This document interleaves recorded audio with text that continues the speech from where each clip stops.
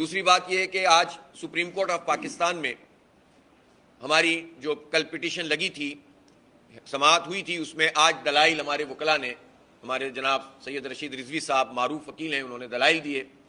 لیکن supreme court of Pakistan میں جو بینچ تھا اس نے یہ بات کہی کہ چونکہ 8 سال پہلے آپ نے اس پٹیشن کو فائل کیا تھا اور اب حالات بہت بدل گئے ہیں، تو آپ جو کمپیٹنٹ اتھارٹی ہے یعنی نیپرا ہے اور سندھ ہائی کورٹ ہے وہاں پر آپ جائیں. اور فاضل عدالت نے جماعت اسلامی کی تعریف بھی کی، تحسین بھی کی، ان کے رول کو سراہا بھی. لیکن بہرحال میرا یہ سوال ملک کے عدالتی نظام سے ہے کہ 2015 میں اگر ایک جو ہے مقدمہ دائر کیا گیا تھا اور اس کے بعد اس وقت 1-2 سماعتیں اس کی ہوئی تھیں، مجھے یاد ہے میں خود موجود تھا سپریم کورٹ آف پاکستان اسلام آباد میں، جہاں رشید رضوی صاحب زور دے رہے تھے کہ ہمیں سنا جائے، اس پر ہمیں بات کرنی ہے کہ الیکٹرک نے لوگوں کا جینا دوبھر کر دیا ہے، یہ 30 ملین لوگوں کا مسئلہ ہے. لیکن اس وقت جو کہ الیکٹرک کے وکیل تھے ان کے کہنے پر اس کو ایڈجرن کر دیا گیا تھا. وہ ایڈجرنمنٹ آج سے 7-8 سال پہلے کی، اب جا کر اس فائل کو نکالا گیا اور سماعت کی گئی.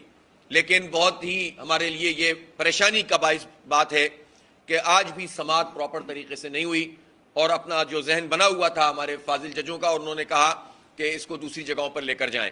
میں ان کے کمنٹس کا احترام کرتا ہوں. انہوں نے جماعت اسلامی کے حق میں، چونکہ پٹیشن ہماری تھی، کلمہ خیر کہا، اچھی بات ہے، لیکن کلمہ خیر سے کراچی کے عوام کا مسئلہ حل نہیں ہوا. آپ ہماری تعریف کریں اور جو کراچی کے لوگوں کا جو مسئلہ ہے اس کو اٹینڈ نہ کریں تو ہمیں تکلیف ہوتی ہے. ہمیں نہیں، کراچی کے لوگ تکلیف میں ہیں. میں چیف جسٹس آف پاکستان سے یہ درخواست کرتا ہوں کہ ٹھیک ہے آپ نے قانونی طریقے سے ہمیں کہہ دیا کہ آپ جائیں ہائی کورٹ جائیں، نیپرا، وہاں تو ہم آلریڈی موجود ہیں، وہاں تو ہم ساری کی ساری اپنی پٹیشنز فائل کرتے ہیں، اپنی جتنی بھی ہماری جو تحفظات ہیں، جو ریزرویشنز ہیں اور جو ہماری فائنڈنگز ہیں، جو فیکٹس ہیں، وہ ان کی کمیٹیوں کے سپرد بھی کرتے ہیں. اس کا ایک پلندہ ہے ہمارے پاس، اور ہائی کورٹ میں بھی ہماری پٹیشنز موجود ہیں، تو وہاں تو ہم موجود ہیں آلریڈی.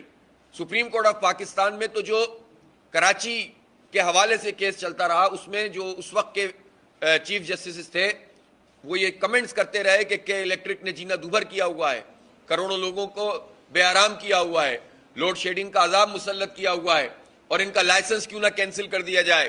یہ سارے سماعتیں اگر فاضل عدالت اثر نو کبھی اس کا مطالعہ کریں تو ان کو اندازہ ہوگا کہ یہ کتنا حساس مسئلہ ہے اور اس کے اوپر کراچی کے لوگ کتنے پریشان ہیں.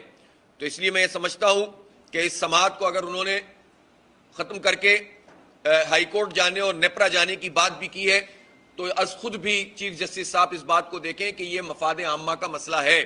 جب کہیں سے لوگوں کو ریلیف نہیں مل رہا تو ایک آخری عدالت سپریم کورٹ آف پاکستان ہوتی ہے، تو ان کو یہ چاہیے کہ لوڈ شیڈنگ ناجائز طریقے سے ہو رہی ہے، اوور بلنگ یہاں پر کی جا رہی ہے، سب سے مہنگی بجلی کراچی میں پروڈیوس ہوتی ہے کہ الیکٹرک کرتا ہے پورے پاکستان کے مقابلے میں، سب سے زیادہ بل یہاں پر آتے ہیں، سب سے زیادہ انہوں نے اپنے معاہدے کی خلاف ورزی کی ہے. وہ نچکاری والا، ہماری پرے میں تو نچکاری کے اوپر سوالات تھے، لیکن معاملہ تو اس سے کہیں آگے بڑھ گیا. 18 سال گزر گئے نچکاری کو.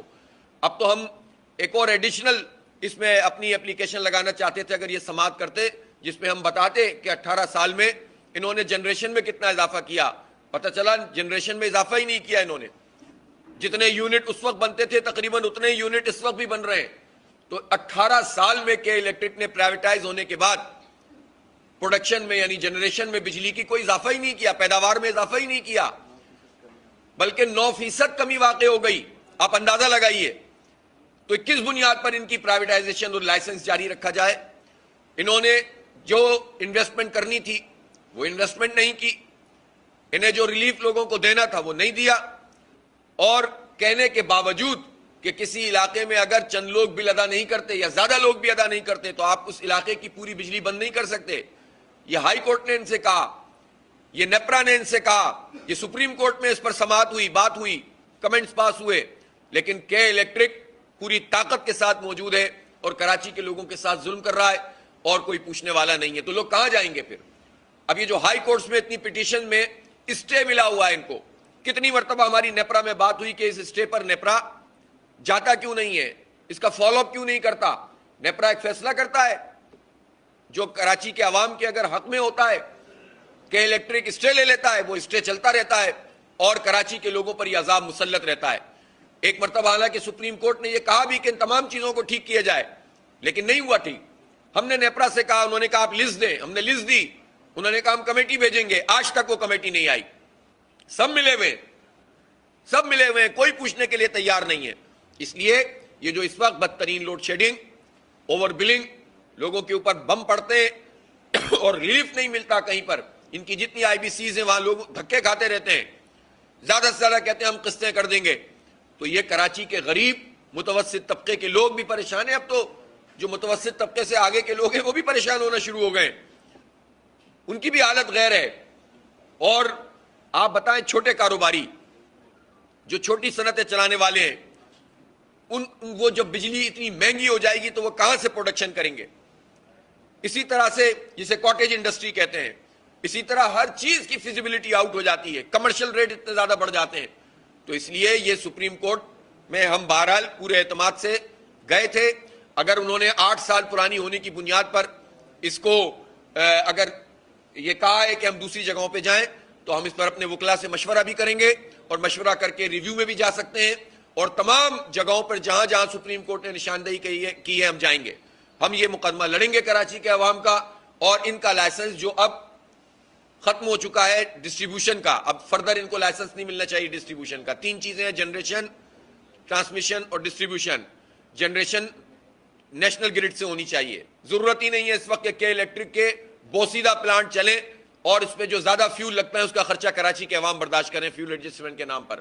یہ نہیں ہونا چاہیے, بلکہ ہونا یہ چاہیے کہ اب نیشنل گرڈ میں آپ کا بجلی زیادہ ہے تو وہ جنریشن قومی تحویل میں آپ جنریشن لیں, اور ٹرانسمیشن اور ڈسٹریبیوشن کے لیے آپ زیادہ کمپنیوں کو کمپٹیشن پیدا کریں تاکہ مسابقت کی بنیاد پر لوگوں کو ریلیف ملے, بجائے اس کے کہ مونوپولی کی بنیاد پر ان کی جو معاشی دہشت گردی ہے اور جو برقی دہشت گردی ہے وہ اس شہر کے اوپر مسلط ہے. اور افسوس کی بات ہے کہ کہیں سے لوگوں کو ریلیف نہیں مل رہا. بہرحال ہم یہ عدالتی جنگ لڑتے رہیں گے اور جمہوری جدوجہد جاری رکھیں گے. بلدیاتی انتخابات کا مرحلہ, 15 جون کو میئر کا انتخاب ہو رہا ہے. پیپلز پارٹی نے اپنے میئر کا اناؤنسمنٹ کر دیا, پہلے بھی کیا تھا, پھر آپس کے اختلافات کی وجہ سے ڈیلے کیا تھا. میں ان کے اپنے اختلافات پر بات نہیں کرنا چاہتا, یہ ان